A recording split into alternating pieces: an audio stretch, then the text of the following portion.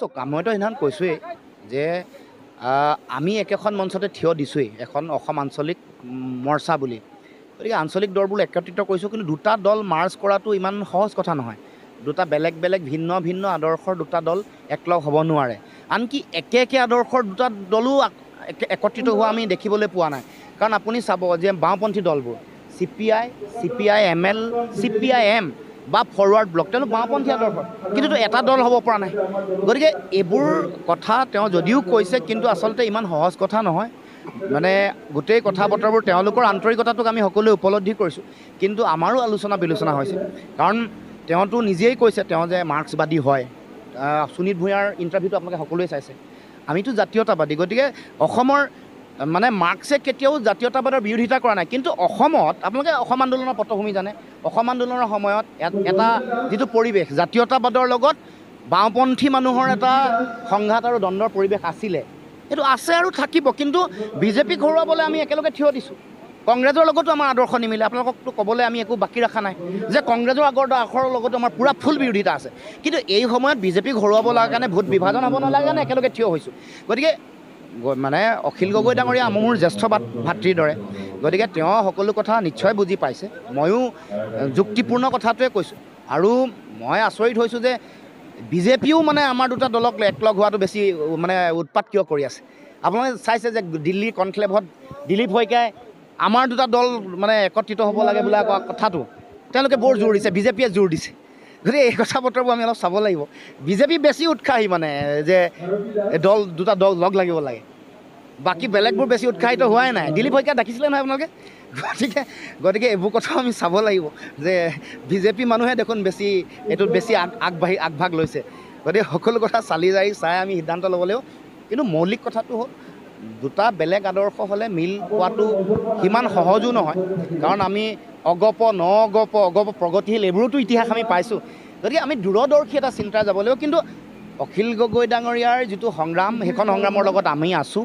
Vote কেতিয়াও ভাঙিবলৈ নিদিওঁ, একেলগে থিয় হৈছোঁ। এটা দল হোৱাত কাৰিকৰীগত সমস্যা আছে, আদৰ্শগত সমস্যা আছে। গতিকে অখিল গগৈ ডাঙৰীয়ালৈ মই আহ্বান জনাইছোঁ, অনুগ্ৰহ কৰি আপুনি কথাটো বুজক, বুজি পাওক। আপুনি যথেষ্ট আমাতকৈ জ্যেষ্ঠ বিজ্ঞ মানুহ, আৰু মোক নিজৰ ভাই বুলি তেওঁ ভাবে, ময়ো নিজৰ জ্যেষ্ঠ ককাই বুলি ভাবোঁ। গতিকে তেওঁ যাতে এই কথাটো আন্তৰিকতাৰে বুজে। তেওঁলোকে কোৱা আন্তৰিকতাপূৰ্ণ কথাটো আমি আন্তৰিকতাৰে বিবেচনা কৰিছোঁ, কিন্তু দুটা আদৰ্শ একলগ হোৱাটো অলপ সমস্যা আছে, যেনে CPI আৰু CPI-ML হ'ব নোৱাৰে। আমিতো প্ৰথম ৰাইজৰ যিটো আহ্বান সেইটোক আমি সন্মান জনাব খুজিছোঁ। ৰাইজে কৈছে যে তোমালোকে মিলি একত্ৰিতভাৱে যুঁজ দিয়া। ৰাইজৰ কথা নুশুনাৰ কাৰণে চামগুৰিত হৰুৱাই দিলে, বিহালীতো হৰুৱাই দিছে, CPI-MLকো হৰুৱাইছে আৰু কংগ্ৰেছকো হৰুৱাইছে। কাৰণ ৰাইজৰ হৃদয়ৰ আহ্বানটো বুজা নাই। ৰাইজৰ আহ্বানটো নুবুজিলে 26তো একে অৱস্থা হ'ব। গতিকে প্ৰথমে বুজক। গতিকে এতিয়া আজিৰ দিনটোত আমাৰ আহ্বান সেইটোৱে, যদি নহয় আমি পিছত আকৌ পাতিম। আপোনালোকবোৰেও হেঁচা দিব, ৰাইজেও হেঁচা দিব যে আজি যদি বিজেপিৰ শাসনৰ পৰা পৰিত্ৰাণ বিচাৰে, মোৰ প্ৰথম দায়িত্ব কি যে আমি অলপ এৰা ধৰা কৰি আমি যিটো জেগাত আছোঁ তাৰ পৰা অকণমান তললৈ নামি আমি সকলোৱে যাতে কাম কাজ কৰোঁ। কোনেও মানে কণ্ডিশ্যন দিব নালাগে যে আমি 100খন চিটত খেলিম, এইটোও ক'ব নালাগে। কোনোবাই কৈ দিব নালাগে যে আমি ইমানখন নহ'লে নহ'বই আমাৰ। মই সকলোকে কৈছোঁ, সন্মান সহকাৰে মোৰ শ্ৰদ্ধা জনাই সকলোকে কৈছোঁ, সকলোৱে এৰা ধৰা কৰক। আমি প্ৰথম বিজেপিক উৎখাত কৰিবৰ কাৰণে মূল ৰণকৌশলটো এইটো তৈয়াৰ কৰোৱা হওক প্ৰস্তুতি। কাৰণ আপোনালোকে সকলোৱে জানে যে 2026 চনৰ এপ্ৰিলত সম্ভৱতঃ বিধানসভা নিৰ্বাচন হ'ব। গতিকে আমাৰ হাতত 15টা মাহ আছে। তাৰ আগত পঞ্চায়ত নিৰ্বাচন আছে আৰু পৰিষদীয় বিভিন্ন নিৰ্বাচনবোৰ অনুষ্ঠিত হ'ব।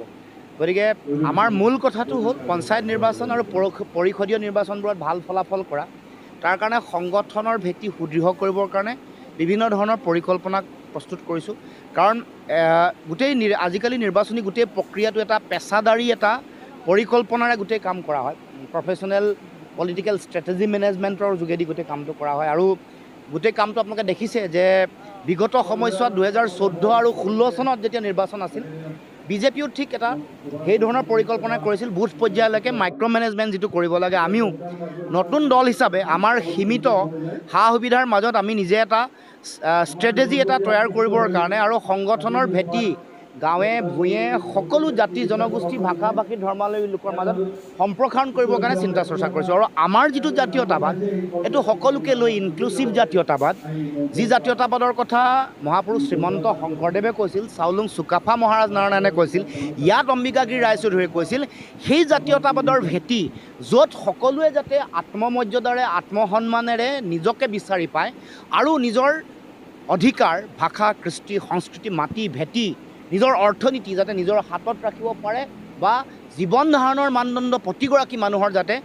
শক্তিশালী হয় সেই লক্ষ্য উদ্দেশ্য লৈ জাতীয় স্বাভিমান প্ৰতিষ্ঠা কৰিবৰ কাৰণে প্ৰতিটো পৰিয়াল বা প্ৰতিগৰাকী নাগৰিকক প্ৰকৃত অসমীয়া জাতীয়তাবাদৰ সোৱাদ দিবৰ কাৰণে আৰু নিজকে আত্মমৰ্যাদাৰে গৌৰৱান্বিত হৈ আগবাঢ়ি যাবৰ কাৰণে আমাৰ যিটো সংগ্ৰাম যিখন যুঁজ যিটো অব্যাহত আছে ৰাইজৰ সহযোগিতা পালে নিশ্চিতভাৱে অতি শক্তিশালী ৰূপত আত্মপ্ৰকাশ কৰিব।